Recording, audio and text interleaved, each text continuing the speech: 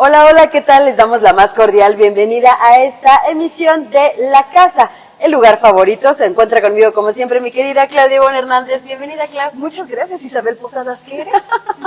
Isabel Posadas Méndez. Isabel Posadas Méndez, porque también tiene madre. Bueno, en este episodio de La Casa vamos a hablar sobre el tema del agua. A propósito de esta ya polémica y mal llamada ley de aguas que no existe, y te vamos a explicar por qué no existe, por qué no es una ley de aguas. Pero además vamos a entrar en el detalle de la circunstancia que hoy vivimos en el estado de Querétaro, que no es nada sencilla, ¿verdad? Por supuesto que no, el día de hoy vamos a descubrir un poco las entrañas de dónde se extrae el agua. Invitamos además a nuestros especialistas para que nos expliquen todas estas partes un poquito técnicas, pero que en realidad tendríamos que conocer incluso mucho antes de haber iniciado esta discusión legislativa, y sobre todo el impacto que tiene que nosotros lamentablemente no tengamos la conciencia del cuidado del agua en nuestros hogares. Así que quédate con nosotros en esta que es tu lugar favorito, La Casa. ¡Bienvenidos! Continuamos con nuestra sección de la entrevista. Ya saben que es un clásico poder platicar con excelentes invitados, expertos en la materia del tema que estamos hablando. Y bueno, pues el día de hoy tenemos este increíble tema de la ley estatal denominada de aguas, para que todos entendamos de qué estamos hablando. Y bueno, pues le damos la más cordial bienvenida a nuestros invitados. Adelante, Clara. Gracias, Isa. ¿Cómo están? Me da gusto saludarles a través de esta señal que hemos hecho, pues tu casa, nuestra casa, La Casa. Hoy tenemos invitados de lujo porque el tema es un tema de lujo para debatirlo, para precisar algunas cosas que me parece, nos hemos ido, Isa, me parece todos con la finta, ¿no? Nos han dicho ley de aguas y de entrada, boom, todos los medios de comunicación nos hemos ido así, lo que dice de manera simplificada, ¿no? Como vamos a decirle el nombre comercial para que todos entendamos de qué se trata. El nombre comercial, exacto, el nombre común, pero no es, empezando por el nombre, lo que correctamente está sucediendo con esta ley, además autorizada de una manera súper eficiente, rapidísima por parte del Congreso del Estado. Pero no estamos hablando hoy de política, vamos a hablar de la ley en sí misma, de lo que tiene, de lo que contiene, de lo que no contiene, y cuáles son sus ventajas o desventajas. Y para ello hemos invitado a dos expertos en el tema. Enrique Uribarren, te agradezco mucho, Enrique, que estés aquí con nosotros, aquí en La Casa. Muchas gracias. No, al contrario, el agradecido soy yo, Claudia Ivonne. Isabel, muchas gracias. Y también está con nosotros César Chávez, otro expertazo en tema de agua. César, bienvenido aquí a tu casa. Igualmente, pues gracias por la invitación, Isabel. No, hombre, al contrario, la verdad es que es un honor tener a personalidades con este nivel de conocimiento en materia hídrica que va muchísimo más allá de lo que está pasando actualmente. Algo que tenemos que platicar es que el tema del agua en Querétaro es algo que es un problema que se viene arrastrando desde hace muchas décadas, y que lo que estamos observando ahorita, todo lo que se aprobó en esta ley, pues es la consecuencia no solamente de la ley local, sino también de lo que se permite a nivel federal. Y me gustaría que empezáramos, si les parece, precisamente dando este contexto. ¿En qué punto se encuentra realmente Querétaro en materia de agua? No sé quién desearía iniciar. Bueno, ¿en qué punto nos encontramos? Y déjame hacer una precisión. Yo creo que no es de los últimos años la condición difícil de agua que tenemos en Querétaro. Y yo le preguntaría a todas las personas que nos ven, cuando decimos Querétaro y que describan Querétaro con un ícono, con un símbolo, ¿qué es lo primero que le viene a la gente a la mente? El acueducto. El acueducto. Entonces, el acueducto fue construido, el acueducto 1, el que construyó el Marqués de la Villa del Villar del Águila, don Juan Antonio de Arana y Urrutia, pues bueno, ese de 1700, me parece 62, con precisión, pues bueno, ya desde entonces había problemas de agua en Querétaro. Claro. Entonces, para que dimensionemos cuál es la problemática en el estado. Somos uno de los 5 estados del país que menos agua tiene, así de sencillo. Wow. En cuanto a la disponibilidad, somos de los 5 con menor disponibilidad. Okay. Hoy por hoy, para que se dé el público que nos ve idea, se supone que un estándar adecuado de disponibilidad de agua es cuando tenemos 10,000 metros cúbicos por persona al año. Si tenemos ese nivel de agua, estamos en una buena La estamos condición. librando. Estamos en muy buena condición. Si estamos entre 5,000 y 9,999, estamos en una condición regular, la estamos librando. Pero si estamos por debajo de los 5,000 metros cúbicos anuales por persona, se considera que es ya presencia de lo que se denomina como estrés hídrico. Okay. En ese sentido, ¿cómo está Querétaro? Bueno, pues Querétaro hoy por hoy tiene disponibilidad de 990 metros cúbicos por persona. O sea, la quinta parte de lo que tendría Entonces, que cuando me considerarse. preguntas cómo está la situación, en Crítica. gran estrés hídrico. Sí. Entonces, eso es una de las cosas. ¿Qué se traduce esta situación en qué? En Querétaro tenemos 12 acuíferos en nuestro territorio. De esos 12 acuíferos, 8 hoy se encuentran sobreexplotados. Okay. De hecho, uno de los más sobreexplotados a nivel nacional es el acuífero de San Juan del Río. ¿Podrías darnos un poco de luz acerca de estos 12 acuíferos, de qué forma están distribuidos? Porque creo que esto nos puede dar mucha idea de cómo se está distribuyendo el agua, si se está distribuyendo equitativamente y cuánto nos está costando llevarla de los acuíferos a la llave de cada una de nuestras casas. Mira, los acuíferos que están sobreexplotados, digamos que es la zona sur del estado. Bueno, ahora ya digamos del centro, con la sobreexplotación que se ha incrementado. Desde Tolimán, el acuífero de Tolimán, ya se presenta sobreexplotación. Evidentemente en el acuífero de Cadereyta hay sobreexplotación. El acuífero en la ciudad, la zona metropolitana de Querétaro, está conformada por los acuíferos del Valle de Querétaro, del Valle de Buenavista, del Valle de Mascala, todos ellos sobreexplotados. Evidentemente también San Juan del Río, Tequisquiapan, sobreexplotados. Entonces, donde se concentra la mayoría de la población, en términos geográficos, están sobreexplotados los acuíferos. Donde no hay sobreexplotación es en la zona de la sierra, que es el acuífero tampón, que es tampón zona sierra, que inclusive compartimos con el estado de San Luis Potosí, es de los que está en óptimas condiciones.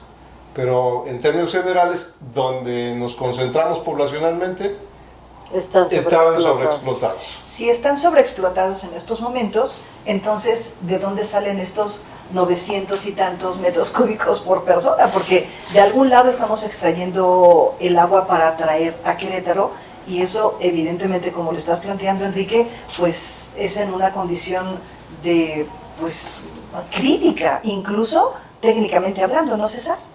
Sí, yo quiero comenzar hablando un poco hacia el ciudadano común. Claro. Sí, creo que esa parte nos ha faltado mucho, Sí. sin tanto tecnicismo, porque la gente se pregunta, fuera de que si es una ley que viola un derecho o no, el ciudadano común no sabe bien a ciencia cierta qué significa un acuífero. Un acuífero simplemente es un depósito de agua, punto. Okay. Sí, eso es un acuífero. Otro punto que considero muy importante es que la gente sepa cuánto le cuesta. Yo he insistido siempre en que la gente no valore el recurso. Una persona en promedio aquí, según datos de la CEA, es abastecida con 170 litros al día. ¿Sí? Si sumamos la población del municipio de Querétaro, El Marqués, Corregidora y San Juan del Río, es una población aproximada de 1.800.000. Eso multiplicado por los 170 litros de agua nos arroja un total diario de casi 300 millones de litros de agua al día. ¿Sí? Aquí la pregunta es, como bien decías, ¿y esa agua de dónde se trae? A nivel local, según datos oficiales, también el 50% de las aguas se extraen de los acuíferos y el 50% son aguas superficiales. A ver, Sí. ¿cómo le explicamos a la gente la diferencia entre acuíferos que extraes del acuífero y que extraes de aguas superficiales? qué son una y otras. Y también me adelanto, César, perdón, Enrique, soy muy preguntona, y No, Isabel igual, ¿eh? Pero a ver, escuché por ahí este rollo de las aguas fósiles y que también están presentes en la explotación. A ver, explíqueme, como le decía Enrique, con peras y manzanas, ¿qué agua estamos usando? ¿Cuál es la superficial? ¿Cuáles son las fósiles? ¿Cuáles son las del acuífero? ¿De dónde? A ver, como si tuviéramos un vasito de agua, ¿de dónde estamos Las aguas extrayendo? superficiales, en términos simples, son las aguas que escurren sobre la superficie. Ok. Ríos, arroyos, cuerpos de agua, Ya. bordos, presas. Y las aguas subterráneas son las que provienen de los acuíferos. Sin entrar en tecnicismos de qué tipo de acuífero es, hay muchos, ¿sí? Pero su clasificación está basada precisamente en el tipo de acuífero. Hay acuíferos que se le denominan confinados, semiconfinados. ¿Qué quiere decir esto? Que está la bolsa, el depósito de agua, y encima tiene una superficie impermeable. Ah. ¿Sí? Por eso la profundidad, cuando perforan un Escurre el pozo, agua. puede ser, dependiendo del tipo de acuífero, que perforen 10 metros y ya encuentran el agua. Si es un acuífero confinado, tienen que perforar Mucho más. para llegar al agua. El problema de ese tipo de acuíferos es que generalmente no es rentable perforar tanto por el riesgo de que implica que esas aguas que están almacenadas de miles de años, precisamente el lavado de las superficies o de las rocas puede provocar que tengan cadmio y mercurio, contaminantes muy peligrosos Ok. para los seres humanos. Porque son aguas muy viejas, por Aguas decirlo de viejas, alguna manera. Por eso el nombre de aguas fósiles. Ah, esas son Sí. las aguas fósiles. Esas son las aguas fósiles. ¿Hemos llegado a Querétaro en eso? Eso es precisamente una de las cuestiones que creo deben abordarse. Insisto, más allá de si es un derecho que está violado, que se violó o no, creo que lo que hace falta es incluirle la parte técnica, ¿sí? Hay una norma oficial mexicana que te indica cómo hacer un balance hídrico, lo que tú mencionabas, cuánta agua tengo, y es una operación muy simple. ¿Cuánto es el volumen que entra a un acuífero? ¿Cómo entra? Por el escurrimiento, infiltraciones, inclusive de otro acuífero que generalmente están conectados. Eso no se sabe. Ok. ¿Sí? Es una norma sí que te da una idea general, pero a ciencia cierta hace falta ese tipo de estudios. Por Ok. supuesto. ¿Sí? Oye, César, y una pregunta. Entiendo el riesgo que se corre en materia de las sustancias químicas que podrían tener estas aguas en caso de que las sustrayéramos, pero ¿corremos también el riesgo de afectar al medio ambiente? Claro, aquí bueno, pues una situación que se presenta aquí mucho en la zona metropolitana es precisamente que cuando la extracción supera a la recarga, se presenta el fenómeno que en términos hidráulicos se llama subsidencia, que no es otra cosa que el acuífero, al extraerle más agua de la que recarga, se presentan los hundimientos. Y eso lo vemos en el centro histórico. Los Claro. famosos socavones. Sí, los famosos socavones, es eso, subsidencia, hundimientos. Por ejemplo, en la Avenida Universidad, que es coincidente con el paso del río Querétaro, estos socavones que se han abierto son a propósito de este fenómeno. Sí, Podría ser. puede ser una razón, y yo en lo personal sí creo que sea eso. Ok. Sí. Mira, qué interesante. La zona elegido el retablo que se viene hundiendo. Claro. Se está hundiendo el retablo. Y No aquí- se asusten, no se va a hundir al día siguiente, pero, No es inmediato. pero estamos afectando el subsuelo. Claro que sí. Y otra cosa está haciendo aquí, alusión a lo que comentaba Enrique, precisamente de la cantidad de agua, que para mí es un problema si seguimos con esa idea de que vamos a aumentar la disponibilidad. No, la zona centro aquí del estado, su lluvia promedio es de 550 milímetros, Ajá. ¿sí? ¿Qué es 1 milímetro de agua? En cada lluvia, 1 litro de agua que se precipita por metro cuadrado. Eso no va a cambiar. Eso no va a cambiar. Claro. No hay como que vayamos a traer agua del cielo. Donde en lugar de los 550 al año se presenten 1,000, 2,000, 800, pero la estadística Y la probabilidad, eso nos indica que eso se va a presentar tal vez una ocasión en 100 años. Yeah. Entonces, debemos partir de esa base de que es el agua que tenemos. Nada más de esa. No va a haber más. Entonces, 550. Lo que se hace en escritorio, lo voy a decir así, chicos, César, Enrique, lo que se hace en escritorio no necesariamente responde a esta que es la problemática real. Es decir, el agua es casi inexistente en Querétaro. Decías, Enrique, estamos en los 5 estados con mayor estrés hídrico, pero esta ley no viene a resolver el problema de fondo. No, para nada. De hecho, desde esta perspectiva de lo que debería ser una ley de aguas, evidentemente la que publicaron no tiene nada que ver con ser una ley de aguas. Estamos prácticamente hablando de una ley solamente en la que se habla del tema del servicio. Es correcto. Es una ley que, como yo lo comentaba en días pasados con Ivonne, es una ley que habla del penúltimo eslabón de la cadena. No te está hablando de todos los eslabones anteriores, que mucho tiene que ver para una adecuada planificación del recurso, lo que hace unos instantes señalaba César, del balance hídrico, cómo estamos, a partir de conocer el balance hídrico, cómo podemos con este recurso que tenemos utilizarlo de la mejor manera. No cambia el paradigma con el cual hemos venido haciendo la gestión del agua. El paradigma, como lo hemos venido haciendo, es de atender la demanda sin considerar la disponibilidad que tenemos. Y por eso traemos de cada vez de más lejos el recurso, es decir, el agua, porque no estamos tomando en consideración lo que hoy tenemos. Y lo que debería ser una ley de aguas, tomando todo esto en consideración, es que partiendo de la realidad, este es el volumen de agua, ¿cómo lo puedo repartir entre los distintos usuarios de la mejor manera para que a todos les toque? Claro. Y eso es lo que evidentemente en esta ley que se acaba de publicar no viene contemplado. No viene contemplado este ciclo hidrológico, por lo tanto no es una ley de aguas, y eso creo que es importante que todo el mundo lo tenga muy presente. No existe en Querétaro ley de aguas. Lo que existe es una ley para regular la prestación de los servicios de agua potable, alcantarillado y saneamiento del estado de Querétaro, que es el nombre oficial. Es decir, para regular el servicio. Que ya existe, es decir, ya existe, lo platicábamos, al menos 22 concesiones que fueron entregadas en años anteriores. Y lo que me decías, Enrique, es lo que esta ley vendría a hacer es regular aquellas concesiones que fueron entregadas de manera irregular. Es correcto, es la pretensión, hacer legal lo ilegal. ¿Por qué eran ilegales estas concesiones? Comentaba yo al público en otros foros que tengo que hacer tantita historia para que se comprenda.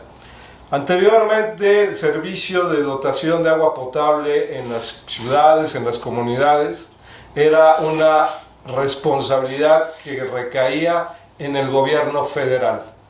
Esto fue así desde 1948 hasta 1983, cuando existían en los estados lo que conocíamos como las juntas federales de agua potable y alcantarillado, dependientes de la Secretaría de Recursos Hidráulicos o de la Secretaría de Agricultura y Recursos Hidráulicos posteriormente.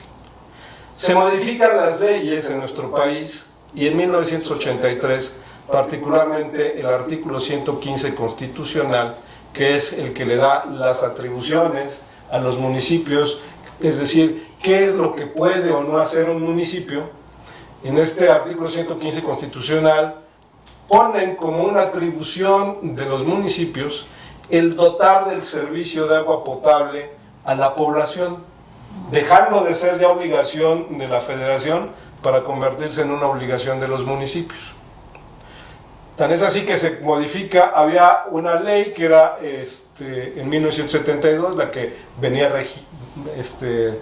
rigiendo el esquema de distribución de agua a la población en este sentido, y se tiene que modificar la ley en 1992 para responder a estas nuevas obligaciones que tienen los municipios.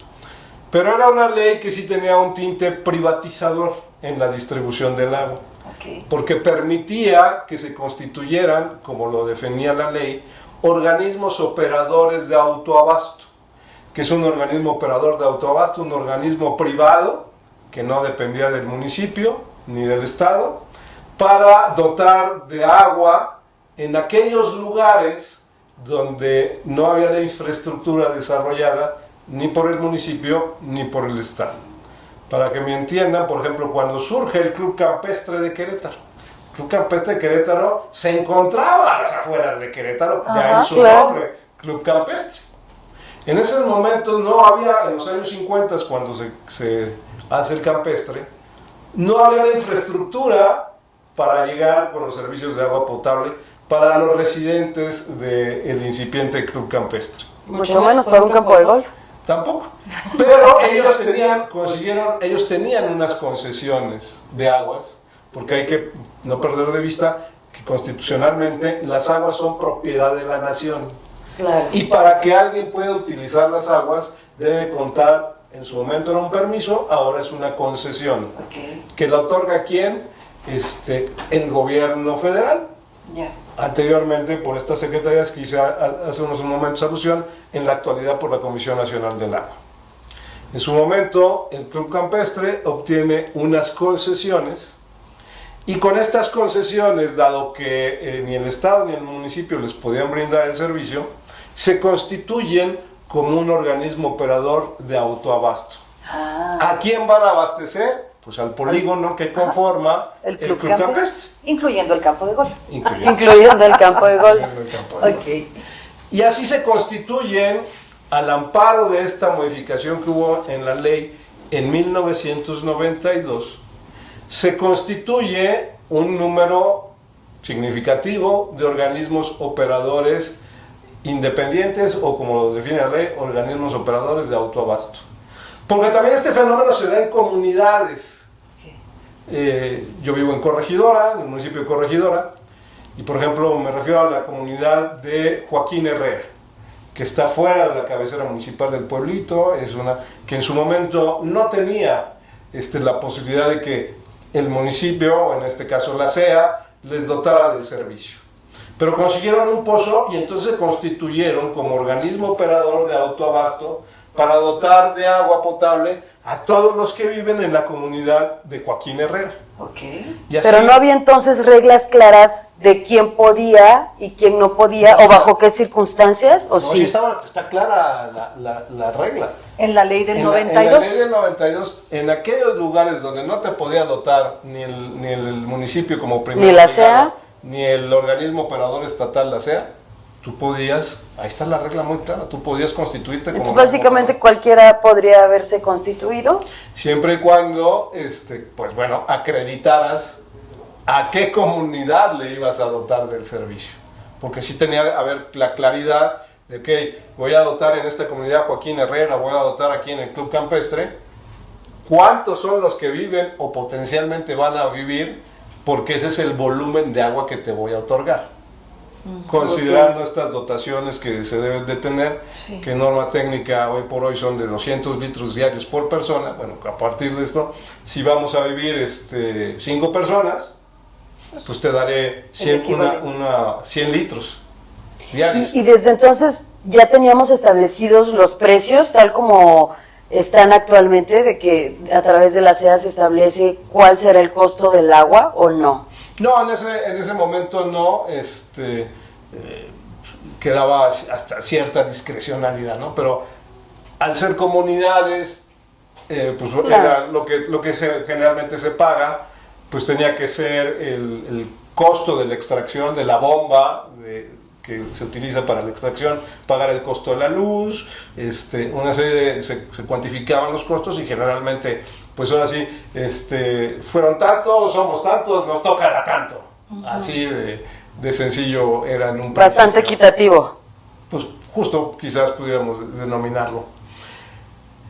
Se viene haciendo, viene el boom inmobiliario de Querétaro, de la fuerte migración que vamos teniendo, y al amparo de esta figura, los desarrolladores encuentran una llave mágica que antes no tenían para decir, voy a comprar estas tierras que están lejos de la mancha urbana o no tan cercana, pero que están muy baratas y entonces yo puedo adquirir tierra muy barata. Y además resulta que ahí en esas tierras, pues a lo mejor los ejidatarios tienen su pozo de agua. Claro, Entonces, era un buen combo.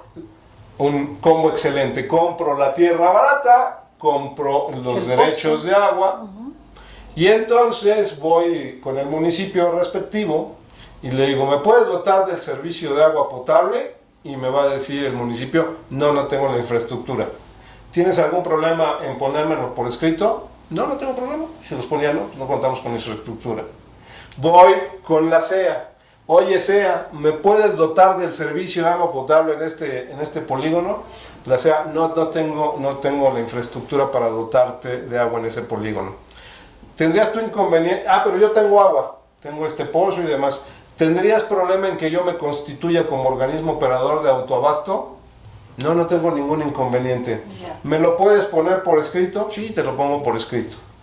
Con eso ya iban después a Conagua y decían, oye, voy a desarrollar en este polígono, tengo estos derechos, bueno, quiero que me transmita el titular, los ejidatarios, me transmitan a mi nombre este título de concesión para convertirlo en agua de uso público urbano, por lo tanto también solicito el cambio de agrícola a uso público urbano. Y aquí tengo la anuencia de la CEA que dice que no tiene ningún inconveniente, que me constituya, y el municipio dice que no puedo, que no puede surtirme, entonces por eso me quiero constituir como organismo operador de autoabasto. Como en ese momento esas eran las reglas del juego, se podía y lo hicieron. Claro. Pero entonces se vino dando un, digamos, uso y abuso de la figura.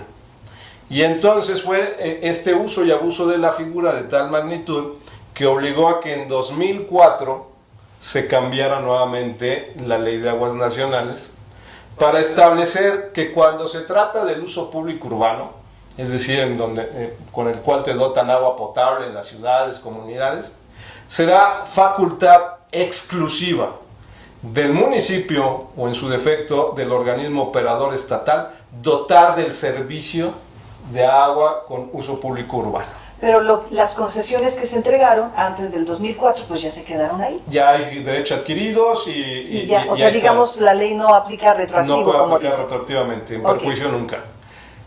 Pero el grueso de los 22 organismos operadores que hoy conocemos se constituyeron después del 2004. Ok, entonces entiendo, esta ley viene a tratar de regular eso que se hizo de manera ilegal a partir de esa ley. Es correcto, Ya. porque está fuera de la ley. Ellos no pueden, un organismo privado no puede, de acuerdo a lo que establece hoy por hoy el artículo 20, párrafo cuarto de la Ley de Aguas Nacionales, un particular no puede suministrar el uso público urbano, es decir, el agua potable, en una comunidad o en una colonia o en un desarrollo determinado. Ya. Por fuerza tiene que ser el municipio o en su defecto el organismo estatal. César. Pues, yo quiero insistir en la falta de valoración del recurso agua que tiene toda la población. Me llama mucho la atención que no solamente aquí, en todo el mundo se dice que el agua es muy cara. Pero cuando se les pregunta por la razón, lo ignoran. Les voy a compartir el resultado que me llamó mucho la atención. Una investigación que hicimos allí en hidráulica de la UAC. Precisamente vivo la parte física, pero ¿qué piensa la gente? La gente es la que hace el buen o mal uso del agua. Claro. Y lo hicimos por sectores, sector residencial, sector popular, comunidades alejadas, asentamientos irregulares. Y me llamó mucho la atención que primero, la gente no sabe cuál es su consumo. Segundo, Sí, no cuando lo se le dimensionamos. preguntaba cuánto es un metro cúbico de agua, el 90% no lo sabe. Pues no. a ver, ¿quién sabe cuánto es un metro cúbico de agua, no? Pues no. Son 1000 litros de agua. Ok, Sí. ya, muy bien. Pero Tenemos que regresar a la primaria, muchachos. Pero lo más curioso es que cuando se les preguntó, ¿estarías dispuesto a aceptar un incremento en el costo del agua si eso trae un mejor servicio? No. ¿Por qué? Porque es muy cara. ¿Cuánto estarías dispuesto a absorber todo? No, pues nada. Le digo, oye, pero ¿por qué entonces por medio litro de agua de una botella pagas 10 pesos y por 1000 litros No quieres con lo pagar, que ¿no? cocinas, lavas, Vas al baño. te duchas, Sí, claro. vas al baño, no aceptas pagar 2 pesos más? Y es cuando la gente ya entra a ver, oye, pues sí tiene razón. Ya. ¿Sí?